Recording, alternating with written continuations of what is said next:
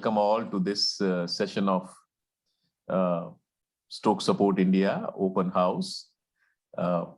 Dave is here. I will just make a small introduction and then I will pass it on to him, and then we will take it further via interactions, and everyone can join in maybe after about 20-25 minutes after listening to his journey.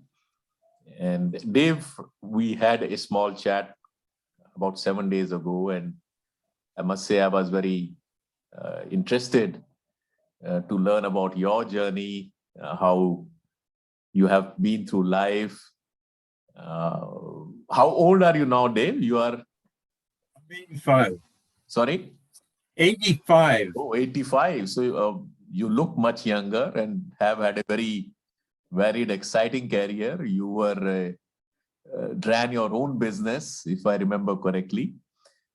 Then went into film production and acting, were there for a long time. Then also got into church-related matters, into spreading the word of God, as you say. And then that was before the stroke, Dave, or after the stroke that you got into, into sermons, etc., that you were doing? That was 16 years prior to the stroke. 60 years prior to, okay, so you must 16 years prior to the stroke. Okay. I did it for 16 years before the stroke. The stroke ended that. Oh, I see. Fine. I think we will take it further from here. We will listen to yourself only. Talk about yourself. To tell us, Dave, take it further from here, starting with your life in the beginning, and when did you suffer a stroke? We'll come to that by the by. Over to you, Dave. Okay, well, yeah, I think you just about told it. I was in business for several years, very successful business. I closed my business at age 50 because ever since I was a little boy, I wanted to be an actor. So I closed the business at age 50 and went to Hollywood and went to acting schools. Are we still on? Yes, you are on. We are on. Yes. Okay. We went to acting schools and then auditioning, and then made some movies. Was on a television series called Pensacola Wings of Gold, which ran pretty good for a while. So I did television and movies, but at the same time though, I had been active in a program called Campus Crusade for Christ, and I was very active in that. When I was when I was 58 years old, I just had a calling from the Holy Spirit that told me to use my talents for God, not for Hollywood. So I called my agent, stopped doing movies, and began preaching. The most famous preacher that's ever lived in the Christian realm is Charles Haddon Spurgeon. He preached in the 1800s and was called the Prince of Preachers. And today, pastors from any denomination study Spurgeon and quote him often. So I was doing that, as I said, for 16 years. And on January 1st, 2014,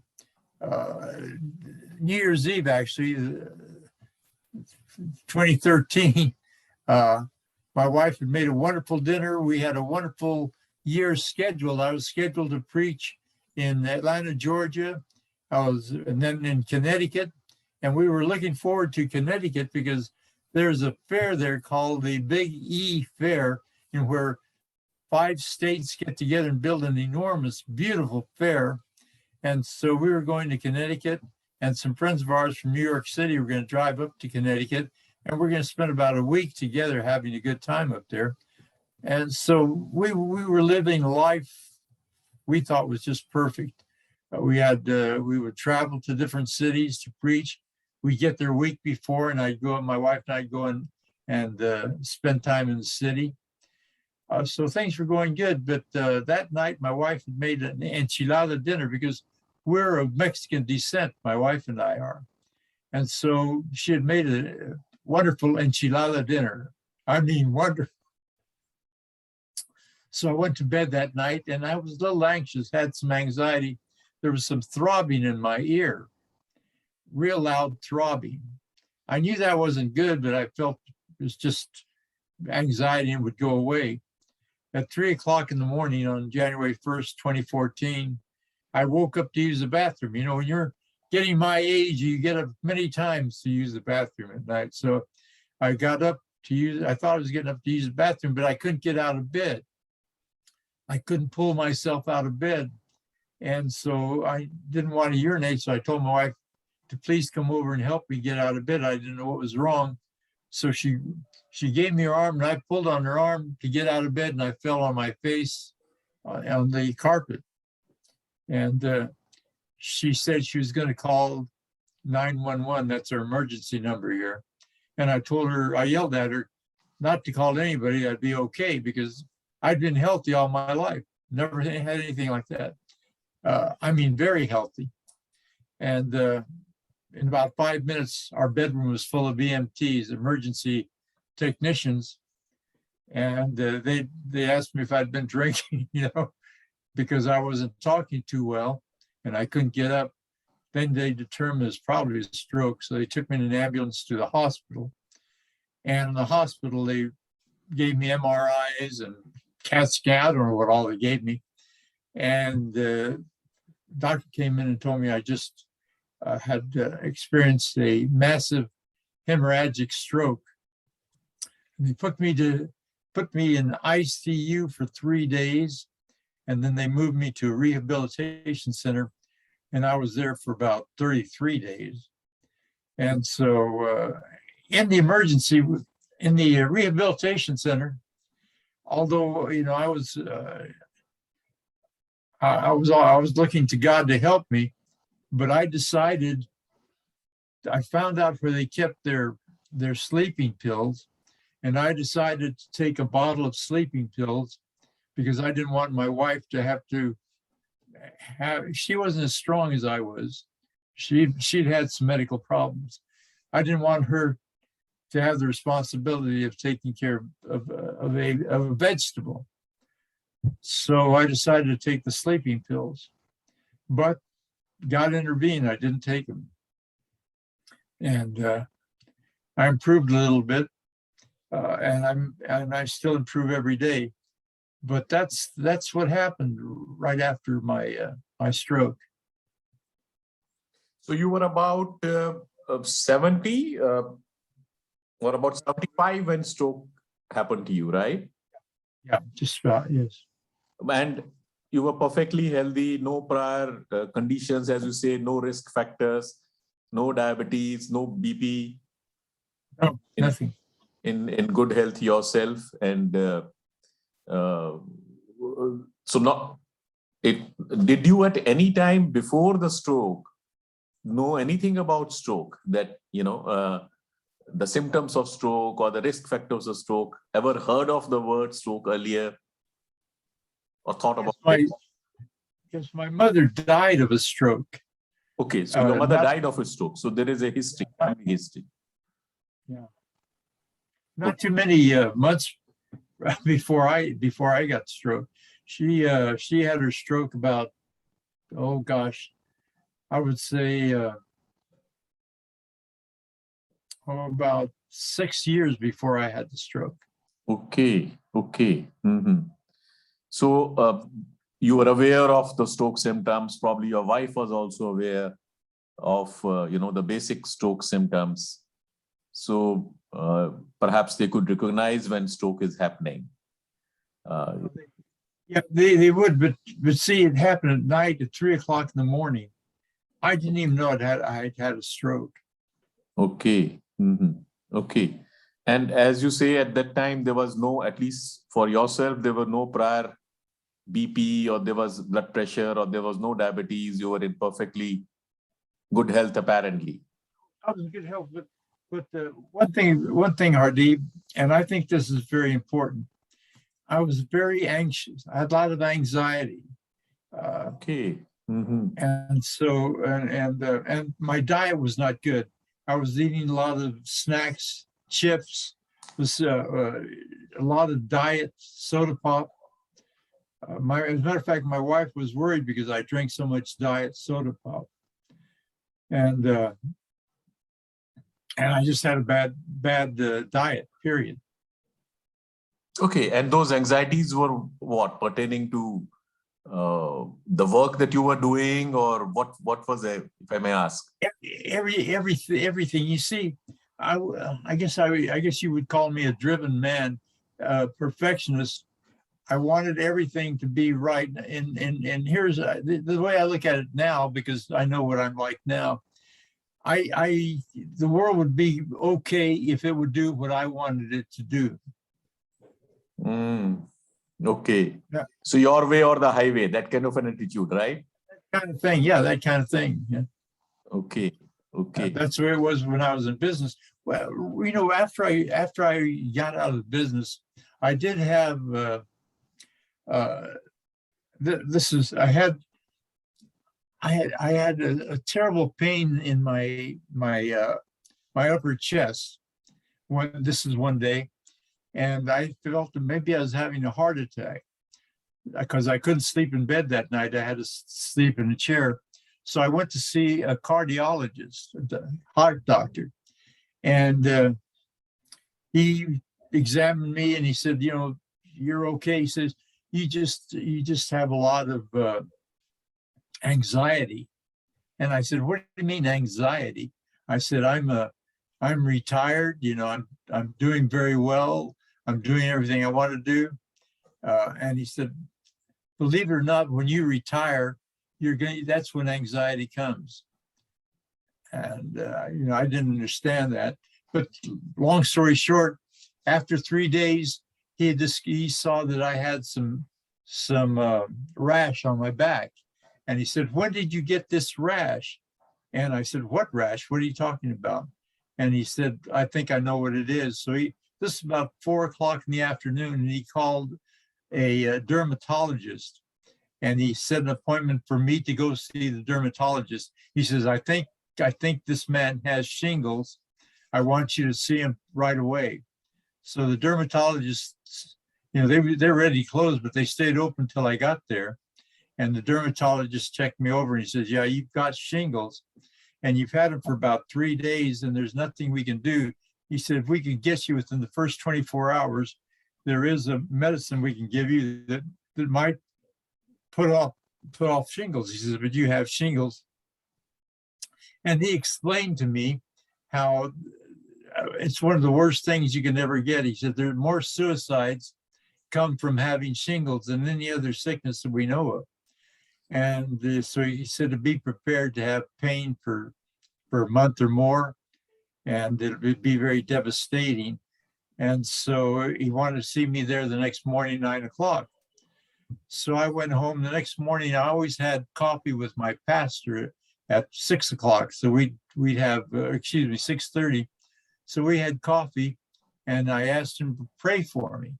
And he prayed for me that God would remove the shingles. So I went to the doctor that morning, and he looked me over, checked me over. He said, I don't understand. He said, I've never seen anything like this. He says, you don't have shingles any longer. So that was the last time I had anything like that. But what's interesting is that what the doctor told me, the cardiologist, when you retire, when you think your life is really easy, a guy like you is going to get very full of anxieties. Wow. So what I'm hearing is that one day before the doctor says that you have shingles on your back, tells you to come tomorrow. The next day when you go there, the doctor does not find anything. Is that what you're saying? He said he'd never seen anything like that. Wow. Wow. And he could not find any reason for why it suddenly disappeared. I have no idea why. He said he'd never seen anything like that. And we can't hear you, Dave. Obviously. And so that's you know, this is important because he healed me. And in my religion, I don't know about you guys, in my religion, there's a lot of preachers that preach that if you're sick like I am, it's because it's lack of faith. Okay, because they say that when Jesus, when he died, he took our infirmities. But in the scriptures, in our scriptures, the Apostle Paul also had, and we don't know, and the Bible leaves it blank. So when the Bible leaves it blank, we don't try to fill that in. But he had a problem, and he asked God to take it away. He asked 3 times, and God told him, when you're weak, then I'm strong in your life. So the weaker you get, the stronger I get in your life. And he never healed him. And in the scripture in the Bible, in the Message Bible, Paul says that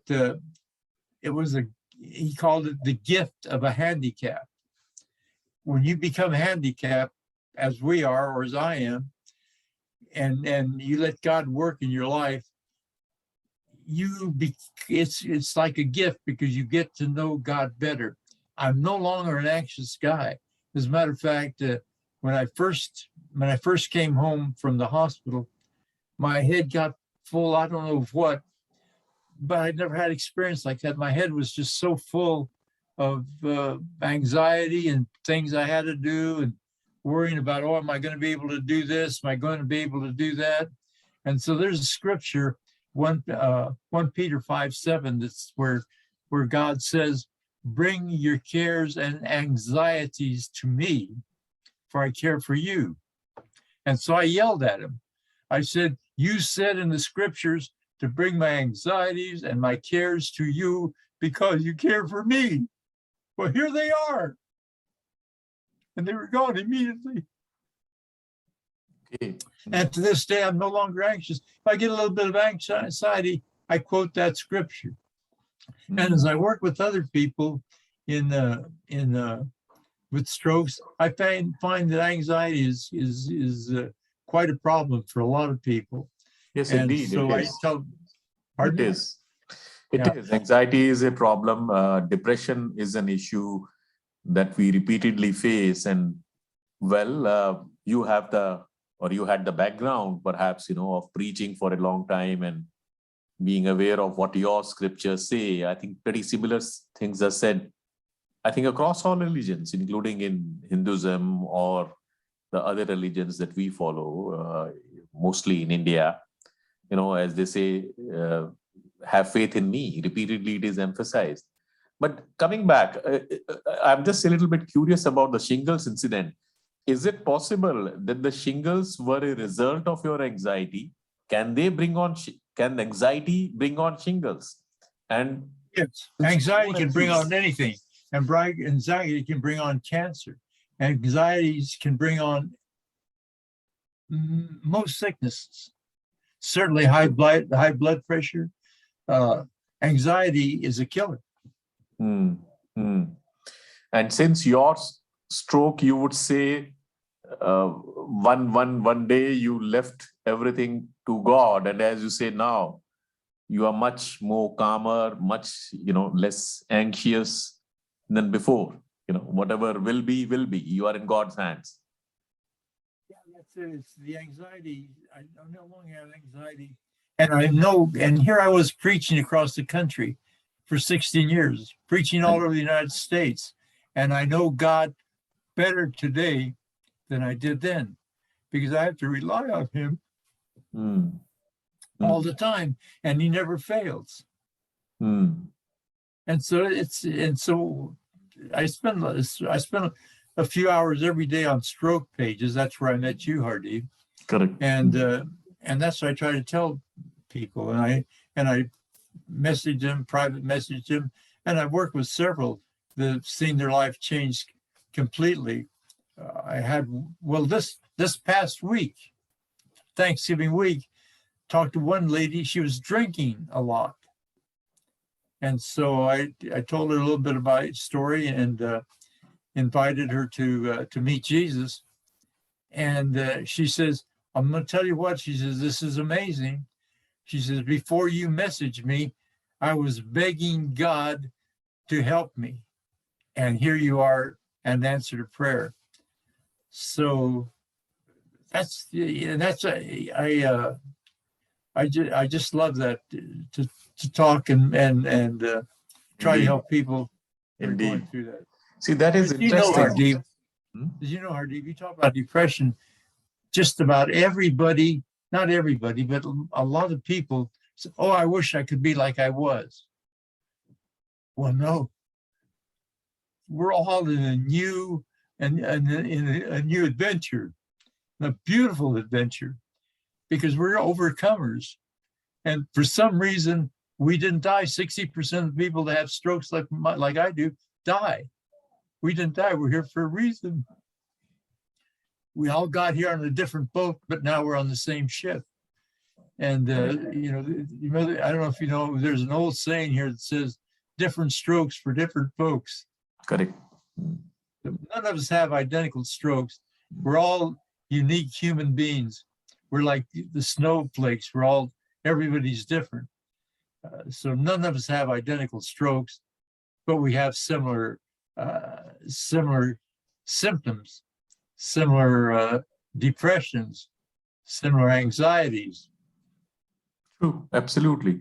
And as you said, it is wonderful to find meaning, in what has happened, rather than looking at it, going deeper into depression and anxieties, finding purpose in whatever adversity has come, and like you are doing, inspiring others, helping others, and that takes on a new meaning altogether. Once you have yourself as you are, you are facing those difficulties. In spite of that, communicating to others, quoting to them God's word from your learnings, and helping them. That is wonderful. And as I was also reading that, and that's also interesting, prior to stroke, you wrote or you tried to write 3 books and never finished one. And after stroke, using only one finger, left finger, you have published 4 books. I'm writing a 5th one. And you're writing a 5th one. So it makes one wonder, where was the disability, or where is, was it earlier, or what is it now? But I think that's also his purpose. That is, once you have a clear goal in your mind, then you can strive towards that. That is, I think, what is very interesting. So when you, sorry? Yeah, people say, I wish I could do what I used to do. No, I'm doing now things better, more than I used to do. Exactly. Yes. And just to, when you were discharged, at that time, what were your, let's say, deficits at that time when you were discharged from the hospital? Well, I was very weak. I could barely use my hand, and I can move it pretty good now. I could barely use my hand. I had to be in a wheelchair.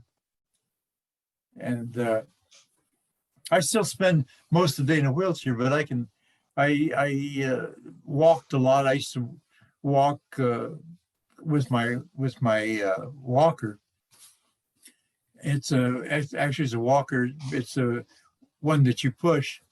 I'd get up and walk for I did a measurement. I'd walk for X number of yards. But I built myself up that I could walk 2 miles a day, 1 mile in the morning, 1 mile in the afternoon. And so that helped me. So I can walk with the cane, not very well, but I can walk with the cane. I feel safer walking with the stroller.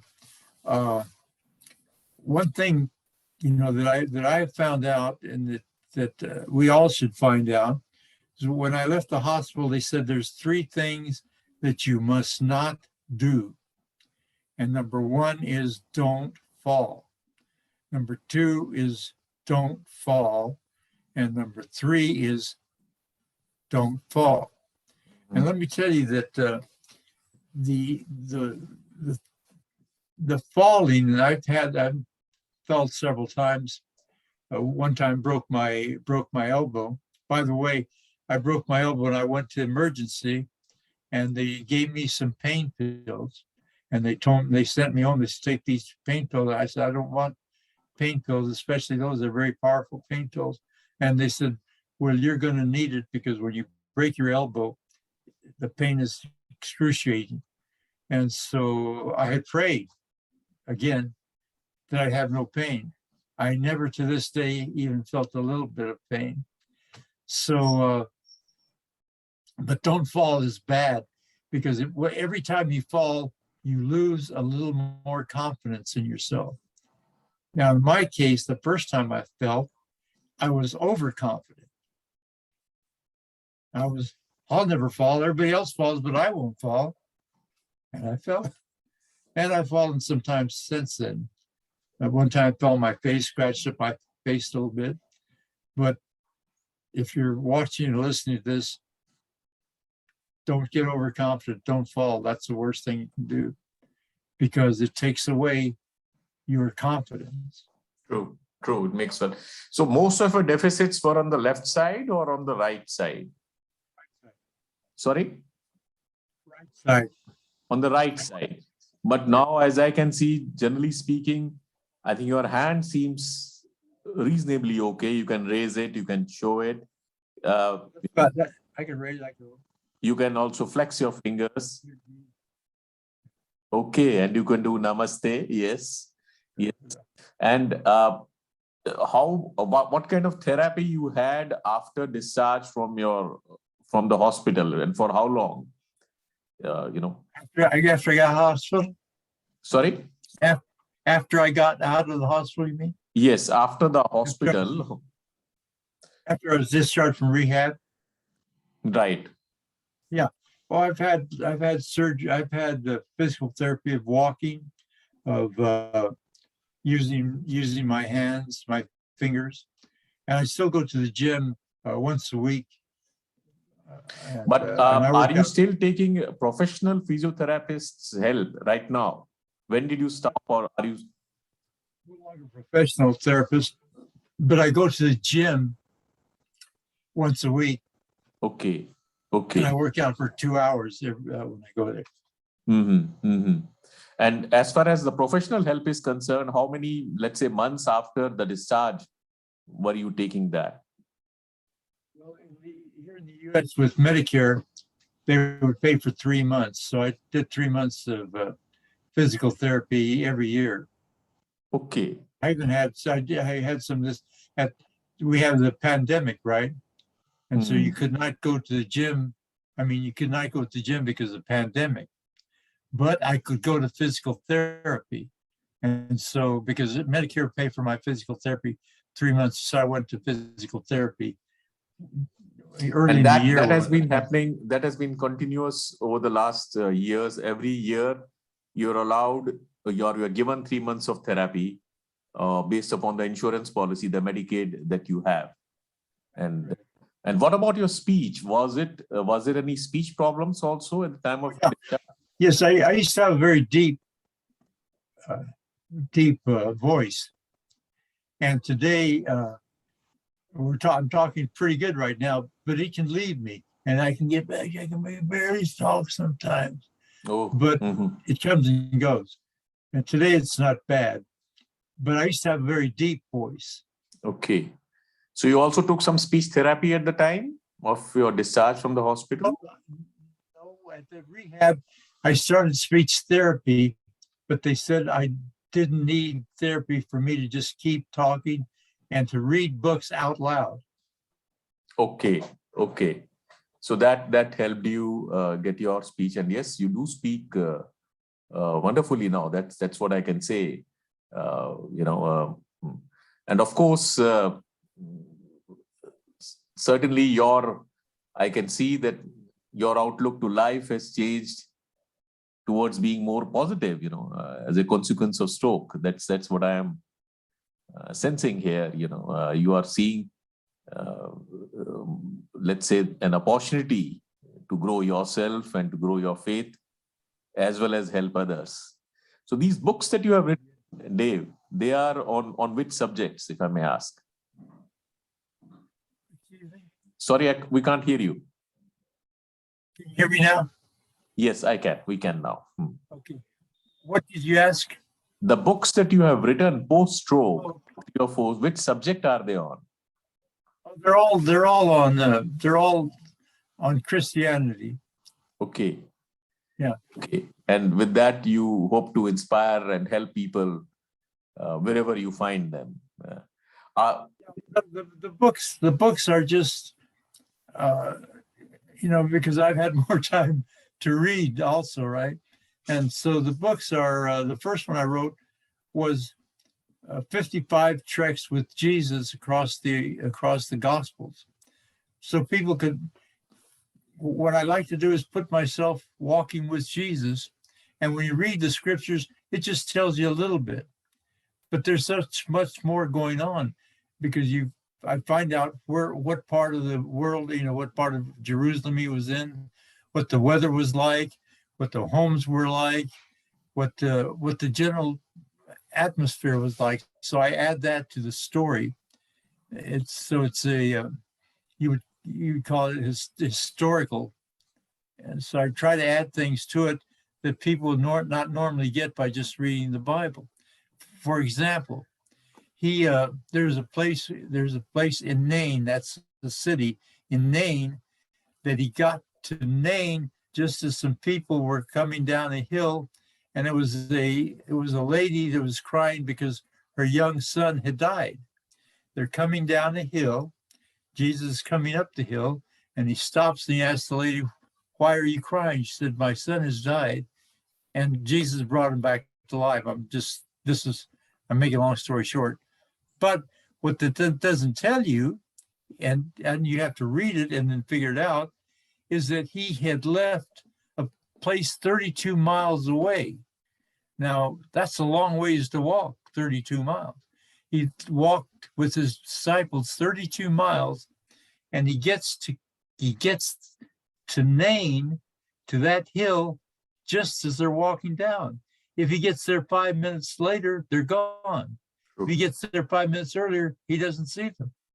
So he does things just in time. So that's the way my stories are, is to show you what else is going on besides him walking up and healing somebody. Fine, wonderful. Maybe we would, or you would be kind enough to share them, a few of them with us also at some later time. We would also maybe put it across to the group also. I would also request now, I would open it to the group also. I'm seeing many people on the chat. If any of you would like to speak up or ask Dave anything that I may have missed out on, or share your experience, or please unmute yourself or raise your hand, and we will come to you by the by. And feel free that we can have a conversation now. I think we are at 9:40. So for about 20 odd minutes, we can have an open conversation. Anyone wants to speak up, just unmute yourself and speak up, and we can take it further from there. And while we are waiting for anyone else to pipe in, I just want to carry on. I think Shailaja wants to. Yes, please. Please speak up. Sorry, sir, I have very poor network connectivity, even mobile data here. And I just wanted to share, thank you so much, Dave, for sharing your story. And in your age, the way you have really resumed back to, work and, found a way through spirituality is really inspiring for me. As an young stroke survivor, I'm taking you as an inspiration to really, go forward. And anxiety causing disease is really very, very useful information for all of us, seriously. And so since I had a very poor connectivity, was there a diagnosis of any anything with respect to your stroke, sir, except for the hereditary factor or anything since your mom had? Was there any other finding? You mean after the stroke or prior to the stroke? Would they establish the reason why you had a stroke? I think that is what Yes. I'm referring to. The reason I had a stroke is my diet and my anxiety. Anxiety. Okay. Anxiety. Okay. Okay, sir. Thank you So so high much. anxiety levels and the junk food that you were having at that time. Bad Okay. diet, bad diet. Lifestyle probably. Okay. Hmm. The food and By the way, the bad diet adds to anxiety. Yeah, yeah. Okay. Yeah, they feed upon one another. Yes. Yes. Yes, yes, yes, sir. Yes, yes. Okay. Thank you so much, sir, for the information. And another question, like you have written so many books. So how did you really find, what can I say? So to be very expressive, do you have a background on writing already? Like even I wanted to write blogs, but I'm not able to put up the right words sometime as to how I feel. So any words of advice on that would be really appreciated. Anybody can write. And they say this in acting and writing: be real. Don't try to be anything that you're not. Be you. Use your words and use them honestly. Don't try to paint anything bigger than it is or smaller than it is. Just be you. Don't worry about trying to express yourself. Just write and it'll come out. Sure, sir. Thank you so much, sir. Thank you so much. Don't look for words. Write from your heart. And then later, one person helped me a lot. She's a very famous writer, and she said, "I'm a terrible writer." She says, "But I'm a great rewriter." So when you write something, write, and then go back over it and work on it. Okay. Okay. Yes. Thank you very much, sir. Thank you. Mark Twain. Have you heard of Mark Twain in the United States? Mark Twain. Yes. Mark Hello. Twain's the greatest American author of all times. I've looked at some of his manuscripts, and he's written them. You cannot believe when he rewrote it how many things he changed. So just write. Hello. Okay. Absolutely. Thank you so much, sir. Thank you so much, and thank you, Sadipji, for the opportunity. Thank you. Pleasure. I see Sethi Saab also wants to say something. Yeah, Sethi, yeah, you yeah, can unmute yourself. Yeah, you're already unmuted. Please speak yeah. up. Haji Sethi ji. How can you can right feet hand I need you can when you can right with your arm when your after throat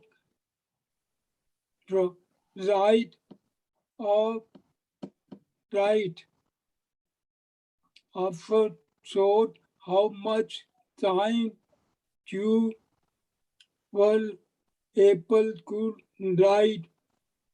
Correct. Sethi sir is also, I think, almost 75 years old and has got wonderful, journey himself, recovering from stroke, and it's great to have him. I think what he's saying is how much time it took you after your discharge to get you to a stage where you could write. Are you writing on the keyboard? Are you writing using a pen as of now? How are you doing it? I'm typing with my left index finger. Now, Okay. I can only type at maximum 2 hours a day because it hurts my shoulder. It's all connected. And so, as a matter of fact, today my shoulder hurts a little bit. And by using my finger, I'm kind of like getting arthritis. See, it pops up. So I'm learning to dictate on Word. No, on the your on hand, Microsoft Word, I'm learning to dictate. your right hand was affected. Yes, I think Dave's right hand was affected, but right now he's using the left hand and one finger of the left hand to type. That is what I understand. Correct. Why, The left finger. why, Left why finger. not right hand? Why not the Why? right hand as of now? I can't use Oh. it that good. Hmm. Hmm. But certainly, Oh, I think there is an improvement after your discharge, because I can see at least there's some flex in your right hand also. A lot of improvement. When I was in rehab, I couldn't even move my hand a little bit. So a lot, most of the time when I'm writing, I got this in my hand and I'm squeezing this. Okay. So I squeeze it for many hours, for 2 hours while I'm writing. I'm always squeezing. Okay. I'm always doing something. And can you walk properly now? about walking, can you walk Uh, properly now? Or are you using a walker, if I remember correctly? That's what. Using a stroller. They call it a stroller. It's a walker. I can walk with my cane, and I can walk, not very good. But remember, I told you, do not fall. And the last time I fell, I was walking with my cane at night. I And see. with the pandemic, had to wear the mask, and I couldn't see down because the mask comes up to here. So I fell. So now I use the stroller almost all the time when I go out. I see. And What you are doing about- about 2 miles a day. That's what you mentioned, even now with the stroller. You are What? walking about 2 miles daily with the stroller. That's what you mentioned a while ago. Yeah. Right? how much time you took to speak properly? About speech. He's talking about speech. How much time you took after your stroke event to come to the level of speech that you are now? To be having some time. And it's been this way ever since. Like I tell you, sometimes my voice is not as strong as it is today, but my voice used to be very strong. Sometimes I could preach in a big church without a microphone, but it's about the same as it was after the stroke, the way it is now. And you mentioned that you, after the stroke and at your discharge, they told you that you don't need to take speech therapy, but do practice reading out loud as much as you can, which is what you did, right? Right. That's correct. Yeah. Okay. I wonder, Dave, if at any time you tried some, alternate therapies. Did it ever, for example, some people talk about acupuncture, even in US. Of course, in India, we have other therapies that we sometimes talk about. But did you ever look at those acupuncture, for example, or acupressure, for example? Did you ever I did take acupuncture. I did take acupuncture for a while. Yeah. And it seemed, I don't know if it helped or not. I don't know if it was just my mind, but it seemed to help a little bit, but not a lot. Okay. So, as of now, for example, looking back, what would you consider? Did you encounter, for example, any stroke support groups like ourselves in your journey in the US? And are they active? Did they help you in any manner? Well, the only support groups that I've used is online on Facebook, and then I have a page because I don't know if you know how America is right now. America is in a turmoil, and if you would I would be lying to you if I told you I improved because of my great ability to do something. No, I improved because I started turning things over to God. Now, if you put that on some stroke pages, they kick you off. It depends. They Yes. don't want to hear that. You can get into arguments, right? And I don't want to do that. but I'm on about 4 stroke pages, and I'm also on the multiple sclerosis page. I don't have MS, but for some reason they like what I tell them. And you know, the stroke people, we're not all the same. We're all, because there's different strokes for different but I feel a lot of people, and I was the same way, they're depressed, they feel sorry for themselves. What they ought to do is go onto an MS page, and these people are getting worse. They're not getting better. They already have as bad as we do or worse, but they're getting worse. They're going to die. You go on to a ALS page, that's a death sentence. They're going to die. And they don't feel as sorry for themselves as some of as we do. We've been blessed. We're alive. We've got a new life ahead of us that we never had before. You just mentioned, Hardeep, I've never finished a book. I've written 4 now with a finger. I used to type 100 words a minute with hardly any mistakes or no mistakes. And I never finished anything. So we're an exciting journey. This could be the best part of our life if we'll use it that way.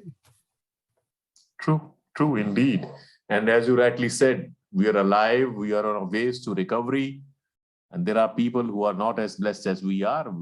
ALS, for example, or other multiple sclerosis, for example, which is a much more deteriorating journey, while we can, based upon our determination and, as you mentioned, your faith in your God or in whatever religion you practice, can help recover. Determination can help you recover. And of course, we see that, we have had various other ways.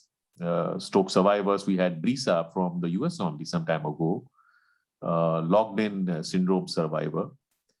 And she has recovered wonderfully, and yes, a very strong belief in making things manifest and leaving things to God, and to a very strong imagination. So that does help, and we see that in our group also.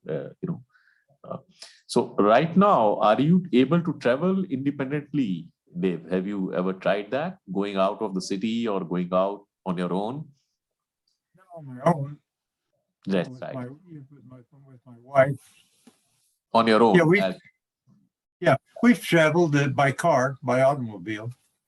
We've gone to San Francisco a couple of times, San Jose. We've gone to Texas. So do you drive, or does your wife drive? I can drive, but she won't let me drive. But you can drive. Let me drive. Well, I'll tell you the truth. Sorry, we can't hear you, Dave. Well, what happened is I can drive, but she won't let me drive. And people are afraid to let me drive, because one thing that's happened to me is when I'm in a car and I see something, I take too much caution. Correct. I like, oh no, they're going to come out. I react too badly. But they just renewed my driver's license for 4 more years. So. Oh, I see. Okay, so you managed to get a driver license also renewed. Okay, great. But nobody lets me drive. Yeah, I think yes. As long as you can get by, And what would you consider the role of your wife and your family in your recovery? The role of family and in your recovery, what kind of role they played? Were they, how supportive they were? They're very encouraging. They're very encouraging. All my family is, my wife is. I have a caregiver that comes in every night, and she helps me take a bath, because I can't get up and out of the bathtub. I have a seat in there, but it's hard for me to get in and out. And then when I lay down, I can't cover myself, so they cover me, and I shave sometimes, but usually my caregiver shaves me twice a week. I'm just curious here. Does your wife also have as strong a faith in God as you? Yeah. So you both are in sync over there, you know. That is wonderful. Yeah. That is great indeed. And looking back, now that you have been through this journey, what personality traits you think helped you? Help me? What personality traits, your personality traits, you think helped you? Of course, one is very obvious: your faith in God. You're in. I've always been a positive person. Positive I've always person. worked hard at whatever I'm doing. Sorry, we cannot hear you, Dave. I've always been a positive person. I've always worked hard at what I'm doing. When I was in high school, I was captain of the basketball team when I was a sophomore.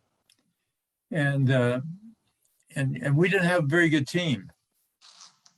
But I never went into a game thinking I was going to lose. And so I guess a guy wrote one thing one time that I loved. And he says, we win some, we lose some are rained out, but we dress out for all of them. True. In other words, we come to play. True. Indeed, indeed. Yes, of course. We come to play, and we come to play. We don't come to lose. Oh, we lose, but we didn't come to lose. Sure, I can see that of your past and your determination. You're even trying to be a perfectionist, as you said, being very positive. All that, I'm sure, played a strong role, and that is something that, you know, even our group, we do talk about sometimes, and that is a challenge many of us face. You know, we talked about anxiety, we talked about depression. People slip into that. What would your advice be, you know, to those people, to those survivors, affected, as well as caregivers, who are not so positive now, who are anxious, you know, who are uncertain about and that happens, you know, as you yourself said, that happens more often than we even care to acknowledge ourselves. So what would your advice be to how to get out of that phase and be more positive, be more determined towards our recovery?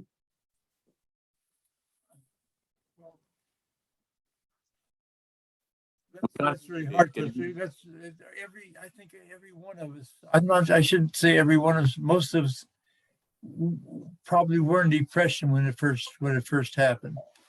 True. So we need to keep hearing things like this, and we need to be socially active with others to find out that it actually does get better. And the medical profession doesn't help us. One of the things that a lot of the people with strokes hear is you're at a plateau. In other words, you're not going to get any better. That's a lie from the pits of hell. That's not God. That's a lie from the enemy, because you are going to get better.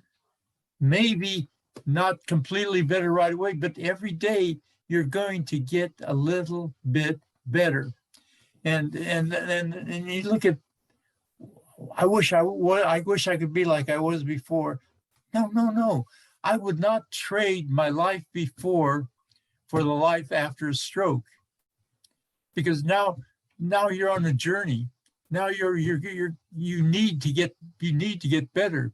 You need to start believing. If you can't, you're alive.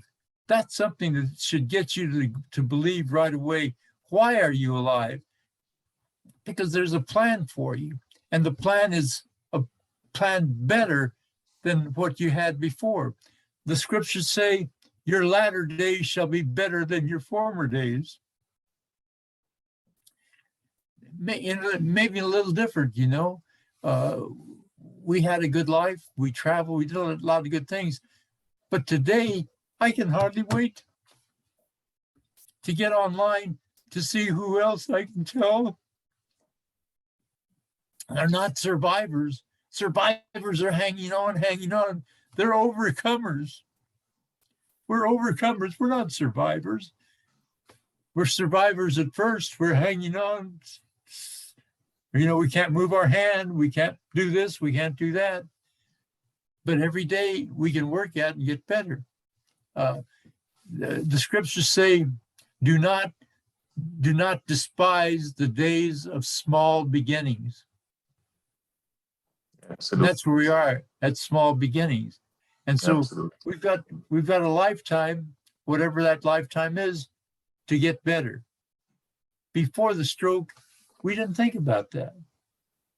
True. Before the stroke, everything was, we were certain, we were determined. There was perhaps no goal also we were not sure of the way or the purpose. And I think after stroke, it is great to have purpose and a goal. That itself is the beginning. And as you rightly said, small beginnings make also count, and we should celebrate them, which I think Brisa in a book calls Pinky Moves. Celebrate those, as you said, communicate. And I think that's one of the purpose of the group that we are having, and we do keep on emphasizing. Communicate, interact with one another. There's one question on the chat, Dave, that I would just ask you. We're almost past 10, but I will just ask you that. I don't know much also. Does Christianity also believe in past life and what we in Hinduism call karma? Is there an equivalent in Christianity? No, there isn't. Sorry, we can't hear you, Dave. No, there isn't. In Christianity, we believe that we're born with the original sin because of Adam and Eve. We ask Jesus into our life, and we're guaranteed of an eternal life with him in heaven. So no, we don't believe in what do you call it? Reincarnation. Reincarnation. Okay. So there, as you said, we are born due to sin from Adam and Eve, and if we do good deeds, I'm just trying to take a very broad perspective here. I apologize but if we are good, we follow the 10 commandments, then we will be closer to Jesus as we pass. That is broadly how is it? That's almost right. But Jesus said, I'm the way, the truth, and the life. No one comes to the Father but through me. And so we can go to church. We can do good deeds. We can do all things trying to earn our salvation, but we can't earn it. He said, you have to come to me. He says, I've chosen you. You haven't chosen me. So we have to ask him into our life and ask him to be our savior and our leader. And we will follow what he says and how he says to do it. Then we become Christians. And then is when you are guaranteed, going to heaven. But just doing good deeds doesn't get it for us, because we still have bad thoughts. We still have sin in our lives. I know God better than I ever have in my life, but I still get bad thoughts. And I don't even know where they come from. I mean, I can get a filthy thought. I can be praying and get a filthy thought come into my mind, and that's the devil putting it there. And I know that's not God. So the Bible says, resist the devil and he will flee. So I resist him. Sometimes I'll tell him, what, why don't you go to hell? That's where he lived. Yeah. Go to hell, because it's what you're telling me anymore is not working. Like when this is me, not you guys. When a physical therapist says to me, you're at a plateau, I say to myself, get behind me, Satan, you're a liar. Because that's not God saying that. And that's that guy saying it, but he doesn't know what he's saying. So I don't blame him for saying it. But as we climb up a mountain, and that's what we're doing, we're climbing up a mountain, we're going to hit different plateaus. But all the plateau is when you're climbing up mountain is a place to rest. You rest there for a while and then you can keep climbing. So I don't know if I've Indeed. answered what you. No, thanks. You know, it did. Well, it has been wonderful chatting with you, Dave. We are past 10 here. I think it's been a great chat, wonderful chat. If anyone has any questions, we have a few minutes. You can ask yourself, unmute yourself. Otherwise, we'll call it a day. Wonderful chatting to you, Dave, really. And I'm sure it will inspire. I'm seeing Shailaja. Yes, Shailaja, would you like to? Yeah, just wanted to say thank you to you, sir, Dave. So it has been a really wonderful chat, very inspiring, and connecting to spirituality, very, very inspiring. So just information, you can also try Google Docs voice typing option because you mentioned it. So I just wanted to share that information to you. Voice typing option in Google Docs, sorry. So if you want, you can try that option. You can transcribe for your voice on Google Docs. That's an option when you speak, Dave. And Yes, yeah, you're right. Transcribe the words for you. Yes, it's very helpful actually in some cases. Yes. In some cases. Thank you very much, sir, for sharing so many things with us, despite your basically the way you overcame all these things, and we will also try to incorporate all these things. Thank you so much. So, thank you very much again, Dave. Wonderful talk. Thank you for letting me share this.